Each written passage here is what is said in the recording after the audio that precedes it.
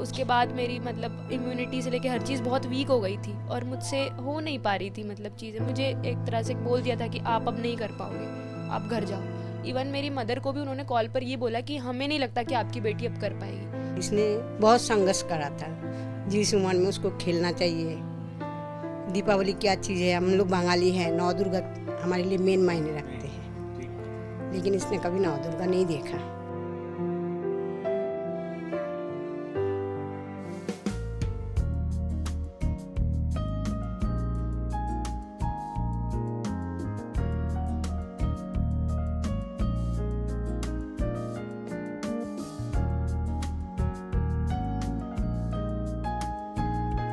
The gold medal goes to Ekta Dey from India.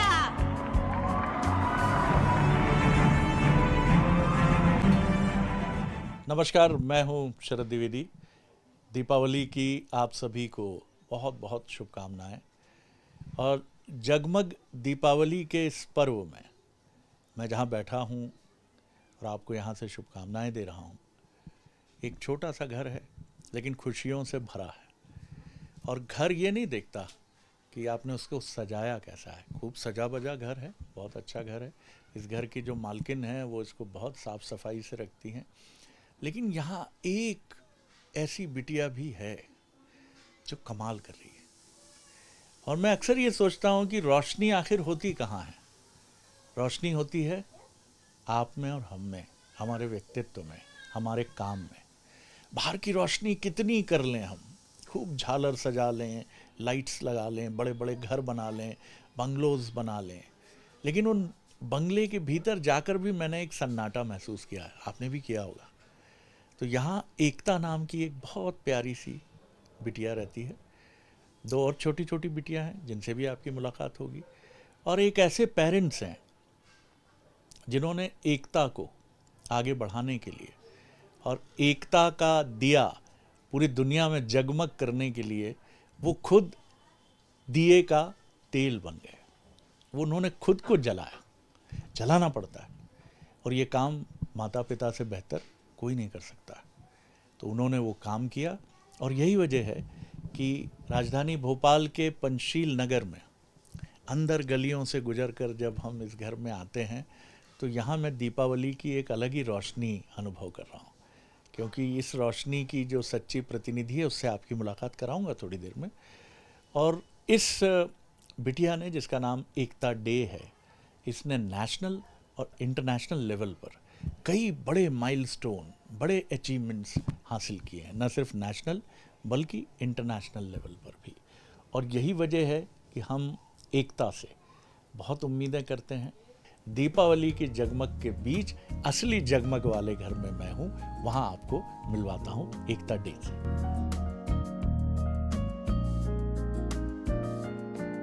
तो चलिए अब इस चैप्टर का दूसरा पन्ना खोलते हैं और दो स्टार्स से हम आपको मिलवाते हैं। पहली तो एकता है और एक जो अपकमिंग स्टार हैं, इनका नाम है पाखी, पाखी डे। ये एकता की छोटी सिस्टर हैं, बहुत ही क्यूट है और इन पर भी हमें निगाह रखनी होगी क्योंकि ये भी बहुत आगे जाने वाली हैं। पढ़ने में भी अच्छी हैं और बहुत चंचल हैं, क्यूट हैं। लेकिन सबसे पहले एकता से बात करते हैं, जिनकी एक पाखी सिस्टर है और एक और सिस्टर है। एकता, बहुत आपका वेलकम करता हूँ मैं। Thank you sir. एकता की मुस्कान बहुत प्यारी है और दीपावली की इस चमक दमक में इस बिटिया की प्यारी सी मुस्कान और इस चमक दमक को बढ़ा देती है। एकता, पहले तो मैं चाहता हूँ कि जो देख रहे हैं आपको, उनको ये बताओ कि कैसे ये सफ़र शुरू हुआ, कैसे समझ आया एक दिन कि एकता के भीतर इतना पावर है कि वो देश विदेश में धूम मचा सकती है। सर ये चीज़ तो कभी मैं नहीं समझ पाई कि मेरे अंदर इतना पोटेंशियल है। मेरे साथ जो लोग हैं, जैसे मेरे पेरेंट्स, और मैं पहले स्टार्ट जो मैंने गेम किया था बास्केटबॉल से स्टार्ट किया था। मैं समर कैंप में बास्केटबॉल खेलने जाती थी, तो वहाँ जो मेरी कोच थी, मोना श्रीवास्तव नाम है उनका, आज भी वो मतलब मुझसे जुड़ी हुई हैं। उन्हीं ने ही मुझे सपोर्ट किया और उन्होंने ही मुझे पुश किया कि नहीं, तुम अच्छा कर सकती हो आगे, या स्पोर्ट्स में भी अपना करियर बना सकती हो। तो उन्होंने मुझे सजेस्ट किया कि तुम बास्केटबॉल एक टीम गेम है और तुम्हारी हाइट कम है, तो तुम दूसरे गेम में ज़्यादा अच्छा करोगी। मैं वहाँ रनिंग भी अच्छी करती थी, तो वहाँ पर एथलेटिक्स एकेडमी के ट्रायल्स हो रहे थे, तो उन्होंने मुझे इनकरेज किया कि जाओ तुम ट्रायल्स दो एथलेटिक्स में, अब कोशिश कर देखो। तब तो मैं काफ़ी छोटी थी, 14 साल की या 13 साल की थी, तो मैंने एथलेटिक्स के ट्रायल्स दिए और मैं 600 मीटर रेस पहली बार भागी। हालांकि उस रेस में मैं फर्स्ट या सेकंड नहीं आई, मैं थर्ड आई उस रेस में। लेकिन जो मेरे अभी कोच हैं SK प्रसाद जी सर, उन्होंने फर्स्ट और सेकंड वाली लड़की में उतना पोटेंशियल नहीं देखा जितना पोटेंशियल उन्होंने मुझ में देखा, और उन्होंने मुझे चूज़ किया एकेडमी में आने के लिए। और उसके बाद से मेरी प्रैक्टिस वहाँ चालू हुई, और शुरू में तो मुझे इतना नहीं लगता था कि मुझ में इतना पोटेंशियल है। मैं पहली बार अपना पहला नेशनल जब खेलने गई और मैंने वहाँ देखे कि कितने अच्छे तरीके से मेडल्स मिलते हैं और कितना सम्मान होता है एक नेशनल मेडलिस्ट का, तो तब से मुझे लगा कि मुझे भी करना है। Winning the gold medal goes to Ekta Dey from India.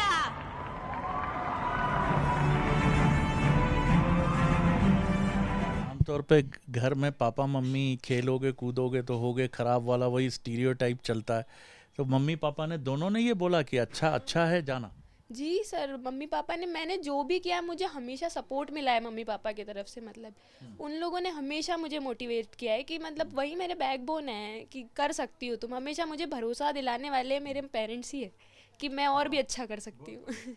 आपके मन में, क्योंकि बहुत सारे लोग जो दीपावली पर आपको देख रहे हैं वो सब ये भी जानना चाहेंगे, खासतौर से आपकी एज के जो यंगस्टर्स हैं वो जानना चाहेंगे कि एकता का जब मन टूटता था, बीच बीच में दुखी होती थी कि शूज़ नहीं है मेरे पास, फिर कई बार झिझक भी लगती है कि मैं अपने घर कैसे बुलाऊं किसी को, कई बार ये भी लगता है मेरे कपड़े दूसरों के तो बहुत अच्छे हैं, उनके पास इतनी अच्छी फैसिलिटी है, उससे कैसे लड़ी? क्योंकि ये मंत्रा बहुत महत्वपूर्ण है, ये अगर सीख लिया हमने तो ज़िंदगी में कोई रोकने वाला नहीं। सर ऐसा रहा है कि मतलब जो भी चीज़ें स्ट्रगल मेरी फैमिली ने मेरे लिए किए हैं, मुझे कभी दिखाया नहीं कि घर में किसी भी चीज़ की दिक्कत रही तो मुझ तक नहीं आई वो दिक्कत, मेरे पेरेंट्स तक ही रही।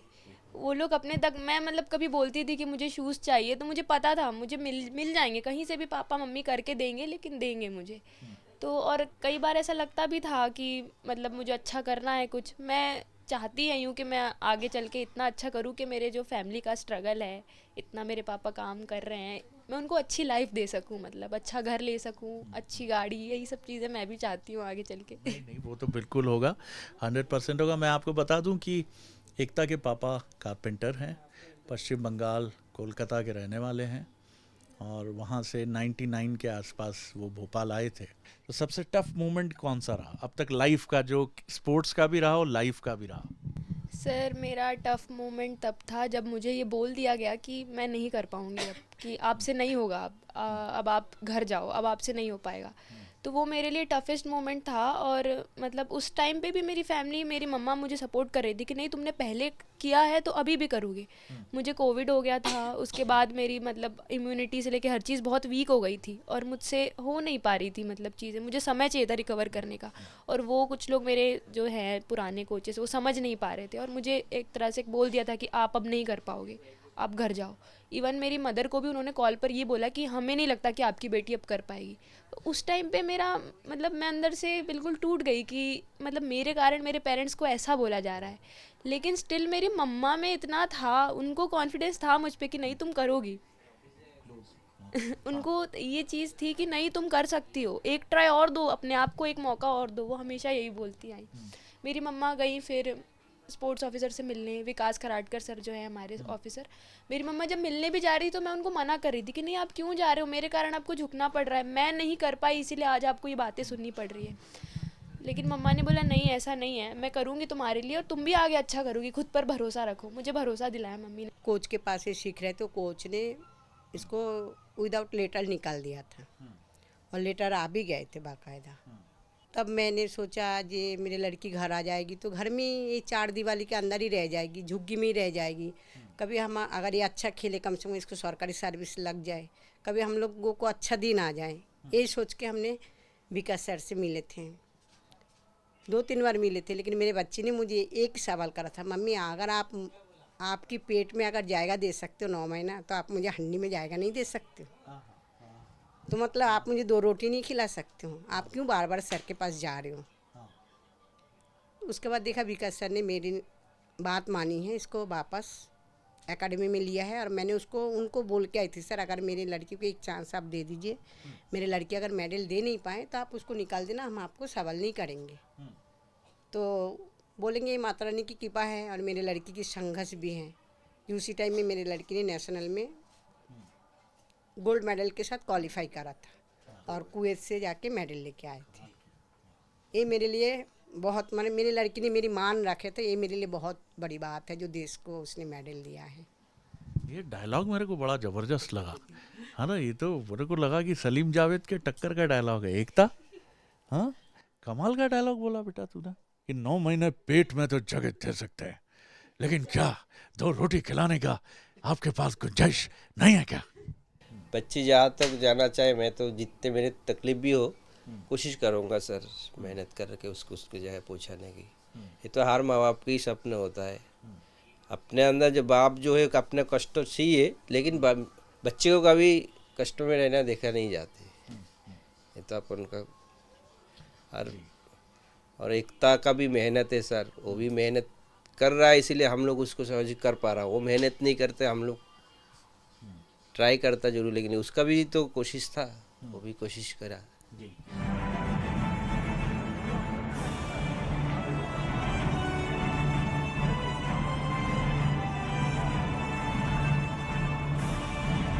तो भैया आप जो फुलझड़ी चला रहे हैं, जो बम फोड़ रहे हैं, जो अनारवा चला रहे हैं, उसमें वो सब चलाइए, बड़ी अच्छी बात है। मन का अनार अगर बुझ गया ना तो सब कुछ खत्म हो गया। एकता की कहानी क्या बता रही है हमको, सच्ची कहानी है, हम आपको सुना रहे हैं दीपावली के दिन। और इस कहानी को बिल्कुल अपने दिमाग में बिठा लीजिए कि जब भी कमज़ोर हो तो घर का कोई मेंबर मशाल बन के आ जाए। जैसे एकता ने गिव अप कर दिया था ना। जी सर, बिल्कुल कर दिया था। एकता को लग रहा था अब कहानी खत्म, द एंड खत्म, चलो लौटो पढ़ाई लिखाई करो, खत्म स्पोर्ट्स सब। लेकिन मामा ने गिव अप नहीं किया। वो गई विकास खराटकर सर के पास और उनसे एक मौका मांगा और सैल्यूट कि खराटकर सर ने भी उस मौके को इस प्यारी सी बिटिया को दिया, जिसकी आंखों की चमक और मुस्कान बता रही है कि हाँ, अगर हम पीछे खड़े होते हैं अपने बच्चों के, चाहे वो पेरेंट्स हों या कोचेज़ हों या दोस्त हों, तो वो सब कुछ कर सकते हैं जो वो करना चाहते हैं। एकता, तुमने अचीवमेंट्स की बात की कि उस टफ सिचुएशन के बाद भी तुमने गोल्ड मेडल लिया, तो अपने अचीवमेंट्स बता दो हमको कि। सर मैं 3000 मीटर स्टीपल चेज जो कि मेरा मेन इवेंट है, उसमें मैं अपने एज ग्रुप में नेशनल रिकॉर्ड होल्डर हूँ, जो कि मैंने इसी साल बनाया है। उसके साथ मैंने 5000 मीटर में भी गोल्ड मेडल लिया है, जिसके साथ मैंने एशियन जूनियर चैम्पियनशिप में भी गोल्ड 3000 मीटर स्टीपल चेज में गोल्ड लिया है और 5000 मीटर में सिल्वर मेडल लिया है एशियन जूनियर चैम्पियनशिप में। उसके साथ ही मैंने रिसेंट में हांगकांग में हुई जो एशियन क्रॉस कंट्री चैम्पियनशिप थी, उसमें भी टीम गोल्ड मेडल लिया है। उसके साथ मैं वर्ल्ड जूनियर एथलेटिक्स चैम्पियनशिप 2024 की पार्टिसिपेंट भी हूँ। उसके साथ ही मैंने यूथ नेशनल्स में भी गोल्ड मेडल लिया है 2000 मीटर स्टीपल चेज में। और साथ ही मैंने उसके एशियन यूथ चैम्पियनशिप में भी सिल्वर मेडल लिया है। वर्ल्ड चैम्पियनशिप में जो कि अभी इसी साल हुई है पेरू लीमा में, उसकी भी मैं पार्टिसिपेंट रही हूँ।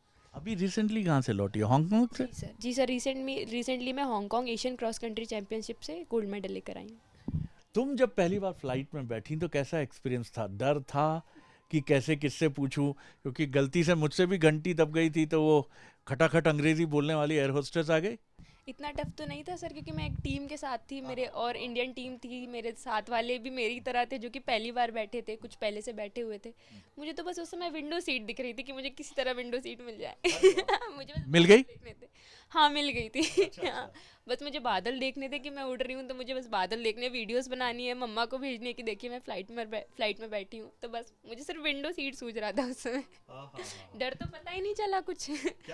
आगे तुम्हारे सपने क्या हैं एकता, और इन सपनों को साकार करने के लिए, क्योंकि अब तुम वहाँ आ गई हो जहाँ चीज़ें अब ऑब्स्ट्रक्शन नहीं है, अब बाधा नहीं है, और पढ़ाई अभी क्या कर रही हो और पढ़ाई कंटिन्यू कैसे रखोगी इतने टफ शेड्यूल के बीच में? सर पढ़ाई तो अभी तक मैंने पढ़ाई में मैनेज ही किया है, मतलब मैं ये नहीं कह सकती कि मैं बहुत अच्छी हूँ पढ़ाई में, लेकिन मैं एवरेज स्टूडेंट रही हूँ। मैं 10th 12th में मेरे फर्स्ट डिवीज़न से 71-72% के आसपास रहे हैं। अभी भी मैं bachelor in sports and physical education में फाइनल ईयर कर रही हूँ। इसके आगे भी मैं कंटिन्यू करूँगी पढ़ाई, मुझे अपना एजुकेशन भी साथ में लेके चलना है। अच्छा, एक और मैं राज की बात फिर आपको बताता हूँ क्योंकि कुछ चीज़ें शेयर करने से दिल हल्का हो जाता है। तो वो बात ये है कि अंग्रेज़ी में मेरा हाथ अभी भी तंग है। जब भी कोई धारा प्रवाह अंग्रेज़ी बोलता है ना, तो मेरी अभी भी सिट्टी पिट्टी गुम हो जाती है, और फिर मुझे लगता है मैं या नहीं, I can understand, I bag you pardon, please. तुमने अंग्रेज़ी में कब ये फीलिंग आ गई, क्योंकि बाहर जा रही हो, एयरपोर्ट्स हैं, इंटरनेशनल एयरपोर्ट्स हैं, अपना सामान भी देखना है, कहाँ किस पर आएगा, किस बेल्ट पे आएगा, पासपोर्ट भी है, उसको भी संभालना है, बहुत वैल्यूबल डॉक्यूमेंट है, तमाम और चीज़ें हैं। तो अंग्रेज़ी में तो कोई पंगा नहीं है? हाँ सर, ये नहीं कह सकते कि मेरी बहुत ही अच्छी है इंग्लिश, लेकिन इतनी अच्छी है कि मैं बातचीत कर सकती हूँ और मेरे काम जो है मैं ठीक से कर सकती हूँ बाहर जाकर। हाँ सबसे बड़ी मेरे ख्याल से जो चीज़ होती है, लैंग्वेज से ज़्यादा महत्वपूर्ण क्या होता है? कॉन्फिडेंस। जी, वो तो मैं बात तो कर ही लेती हूँ, किसी ना किसी तरह अपनी बात एक्सप्लेन कर ही देती हूँ। कर ही लेती हो? अच्छा, बहुत बढ़िया। और जो मैं सवाल पूछना चाह रहा था कि सबसे टफ कंपटीशन जो आपको इंटरनेशनल लेवल पर फेस करने का मौका मिला, वो अपोनेंट कौन था और कौन सा वो इवेंट था? सर सबसे टफेस्ट कंपटीशन तो मेरे लिए अभी हांगकांग में जो मैं भागी हूँ, क्रॉस कंट्री चैम्पियनशिप, वही थी, क्योंकि क्रॉस कंट्री की मेरी पहली रेस थी, और क्रॉस कंट्री ऐसी रेस है जो ट्रैक पर नहीं होती, जो कि आउटर साइड में होती है, जिसमें अप डाउन सरफेस होता है, आपको कीचड़ में से कूद के जाना पड़ता है, मतलब बहुत सारे ऑब्स्टिकल्स रख देते हैं वो लोग, और वो रेस 6 किलोमीटर की होती है। और इस दौरान मुझे वहाँ पर, मैं रेस के एक दिन पहले मैं बहुत ही ज़्यादा बीमार हो गई, और मेरे लिए बहुत टफ़ था कि मैं कैसे रेस पूरी करूँगी। प्रेशर भी काफ़ी था, फ़ीवर बहुत आ गया था, और फूड पॉइजनिंग भी हो गई थी मुझे। एक साथ काफ़ी चीज़ें मैंने फेस की इस कंपटीशन में, लेकिन स्टिल मेरे मन में ये था कि मैं आई हूँ तो मुझे अपना फ्लैग ऊपर करके ही जाना है, मैं खाली हाथ नहीं जा सकती। इतनी दूर आई हूँ, मैंने इतना सफ़र तय किया है, तो एंड मोमेंट पे चाहे मुझे कुछ भी हो जाए, मुझे मेडल के साथ ही जाना है। बस मम्मी से भी मैंने लास्ट टाइम रात को बात की, मम्मी ने भी यही बोला कि बस तुम अपना बेस्ट दो। कौन सा मेडल? Gold medal sir. वो दिखाओ दिखाओ दिखाओ दिखाओ दिखाओ, दिखाइए, देखिए मकरन जी, देखिए सोने की चमक, सारी चमक दमक पे भारी है दीपावली की। देखिए तो आप क्या चमक रहा है। और तब दौड़ी है एकता इस दौड़ को जब डिहाइड्रेशन था, प्रॉब्लम्स थी 50 तरह की, बट वो लेकर आई गोल्ड मेडल। तो ये है सब कॉन्फिडेंस का कमाल। घर में पाखी दूसरे नंबर की है, तीसरे नंबर की पाखी। अच्छा, दूसरे नंबर की बिटिया क्या कर रही है, वो सिस्टर आपकी? जी, वो पढ़ाई कर रही है और साथ ही साथ जॉब भी कर रही है अपनी, कुछ ना कुछ। अच्छा, अरे वाह, बहुत अच्छा। तो वो भी कहीं ना कहीं अपनी दीदी को बहुत आगे बढ़ते देखना चाहती है। जी हाँ। हाँ, ठीक। आगे आपके जो ड्रीम्स हैं वो क्या हैं? सर मेरे शॉर्ट टर्म गोल्स तो अभी यही है कि आगे जो मैं नेक्स्ट ईयर से सीनियर कैटेगरी में पार्टिसिपेट करूँगी, तो मैं अच्छा डोमिनेशन दूँ, अपना अच्छा करूँ, और जिस तरह से अभी तक मैं अपने फ्लैग को ऊपर करती आई हूँ, नेशनल एंथम बजवाती आई हूँ इंटरनेशनल स्टेजेस पे, मैं इस चीज़ को कंटिन्यू करूँ, और आगे जो होने वाले एशियन गेम्स हैं वो मेरा अभी शॉर्ट टर्म गोल है कि मैं उसके लिए क्वालिफाई करके और अच्छा कर सकूँ वहाँ जाकर। आप उन पेरेंट्स से क्या बोलेंगे जो कई बार बच्चों पे बहुत प्रेशर डालते हैं? सर ये तो गलत, बच्चे लोगों के ऊपर कभी प्रेशर देना नहीं चाहिए, उसके ऊपर छोड़ देना चाहिए, तुमने जो अच्छा लगे तुम वही करो। और प्रेशर देने से बच्चे लोगों को और भी भटक जाता है। मेरे मम्मी पापा भी प्रेशर दे रहा है, कोच का भी प्रेशर, पढ़ाई का भी, टीचर का भी प्रेशर है, अपन लोग भी प्रेशर देंगे, तो इसमें बच्चे लोगों का दिल में और भी प्रेशर पड़ता है, उन लोगों को माइंड और ख़राब हो जाती है। आज बहुत कुछ तो आजकल देख ही रहा हो, पेपर में भी सुन रहा हो, प्रेशर में बच्चा लोग कोई गलत कदम भी उठा लेता है आजकल, इसीलिए और भी नहीं करना चाहिए। मैंने सारी माँ बाप को बोल रहा हूँ, बच्चे लोगों को जो उनको मन चाहिए वो करने दीजिए। अपनी बांग्ला भाषी, लेकिन एक ठो बहुत ज़रूरी सवाल मैं पूछूंगा, और मिठुन चक्रवर्ती की तरह पूछूंगा, लेकिन पूछूंगा ज़रूर। हाँ, वो पूछूंगा ये कि ये गोपाल जी का क्या चक्कर है कि जहाँ जाती है एकता उसके गोपाल जी जाते हैं, प्यारे से गोपाल जी। गोपाल जी के प्रति भक्ति कब से शुरू हुई? ये मुझे छोटे से ही था। मैं जब छोटी थी तो मेरी एक मामी है, उनके पास गोपाल भगवान थे, तो मेरा जैसे कोई भाई नहीं है तो मैं उनको राखी बांधती थी। तो मेरा तब से था कि मम्मा मुझे भी चाहिए गोपाल भगवान में, मुझे भी सेवा करनी है उनकी। मम्मी कहती थी नहीं तुम नहीं कर पाओगी सेवा, ऐसा। फिर पता नहीं एकदम से मम्मा को क्या हुआ, मम्मा ने मुझे ला कर दिया, और मतलब इतना खुश हो गई मैं, मुझे लगा कि मुझे सब मिल गया आज। तब से ही वो मेरे साथ है, जब से मैं हॉस्टल में हूँ वो मेरे साथ है। मैं राखी भी सिर्फ उन्हीं को बांधती हूँ, एज अ भाई मानती हूँ मैं उनको। और हर जगह उनको लेकर चलती हूँ अपने साथ। कभी किसी कंपटीशन में अगर मैं ना लेके जा पाऊँ, मुझे लगता है कि मैं अकेली आई हूँ यहाँ। कितने साल हो गए गोपाल जी साथ हैं? काफ़ी टाइम हो गए सर, 7-8 साल हो गए मुझे वो मेरे साथ है जी सर। तो एयरपोर्ट पे भी हमने सुना प्रॉब्लम होती है। सर जैसे कि आपने बताया पहली बार फ्लाइट में जाते हैं तो दिक्कतें आती हैं, तो मैं उनके साथ पूजा का सामान भी लेके चलती हूँ, तो मैं गलती से माचिस ले गई थी और उन्होंने मुझे रोक लिया। और इंटरनेशनल एयरपोर्ट था और कुवैत और दुबई जैसी कंट्रीज़ में ज़्यादा चेकिंग होती है, ये बात मुझे पता नहीं थी। कहा था उन्होंने कि माचिस और ऐसी चीज़ें नहीं रखना, लेकिन ध्यान ही नहीं रहा उतना।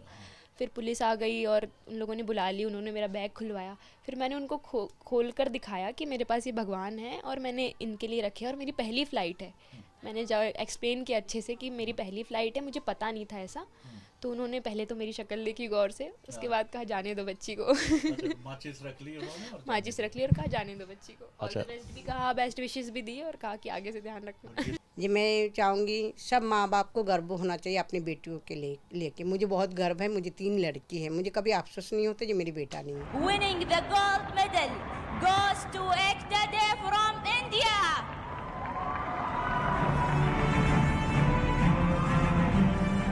चलो थोड़ी सी बातें हम पाखी से भी कर लेते हैं। पाखी इधर आओ बेटा, इधर इधर इधर।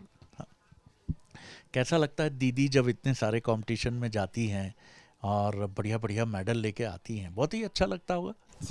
अच्छा लगता है। हाँ, और दोस्त लोग क्या बोलते हैं कि तुम्हारी दीदी तो बहुत इंटरनेट का फोटो छपता है एक बार में, मोमेंट्स हैं। दोस्त लोग बोलते तुम तो छा गई, तुम अच्छा अरे करते, ऐसे बोलते। अभी भी बोल रहे थे जब आप लोग आए थे। क्या कह रही थी कि छा गए, मतलब तुम भी छा गई है ना? अरे वाह, तो तुम्हारा फोटो भी बड़ा क्यूट सा है, मैंने उधर देखा। अच्छा, पाखी यानी पंछी, बर्ड्स। बर्ड्स आसमान में उड़ती हैं, पाखी भी आसमान में उड़ेगी, है ना? उम्मीदों के आसमान में, सफलता के आसमान में। क्या सोचा पाखी ने, दीदी की तरह दौड़ेगी या पढ़ाई की रेस में दौड़ेगी? दीदी की तरह स्पोर्ट्स में करना है मेरे को भी। अरे वाह वाह, तो दीदी गाइड करेगी? हाँ बिल्कुल। जो वो वाह। करना चाहे, मतलब जिस चीज़ में उसको इंटरेस्ट आए। मैं बोलती नहीं हूँ जो तुझे अच्छा लगे वो कर, ऐसा कहती हूँ मैं तो। हाँ। चलो पाखी, तुमको भी दीपावली की बहुत बहुत शुभकामनाएं। वो हौसला ही क्या जो इन मुश्किलों के आगे, वो कितनी भी बड़ी क्यों ना हो, चट्टान की तरह क्यों ना हो, आसमान से टक्कर लेती मुश्किलें क्यों ना हो, लेकिन अगर हौसला हो तो सब कुछ संभव है। और यहाँ पंचशील नगर के इस तंग गलियों से गुजरते हुए जब मैं इस छोटे से घर में आया हूँ, तो यहाँ मुझे एक ही चीज़ दिखी है, हौसला हौसला हौसला। तो मैं विश करता हूँ कि इस रिकॉर्डिंग को हम उस वक्त निकालेंगे जब एशियन गेम्स में या ओलंपिक में या दोनों में हमारी एकता कमाल करेगी। और ये कोई उसे प्रेशर नहीं लेना है, उसे सिर्फ अपना गेम खेलना है, आगे बढ़ना है, बाकी सब होता जाएगा। क्योंकि पीछे माता रानी के साथ गोपाल जी भी तो हैं, पक्का ना? तो मुझे दीजिए अनुमति, नमस्कार।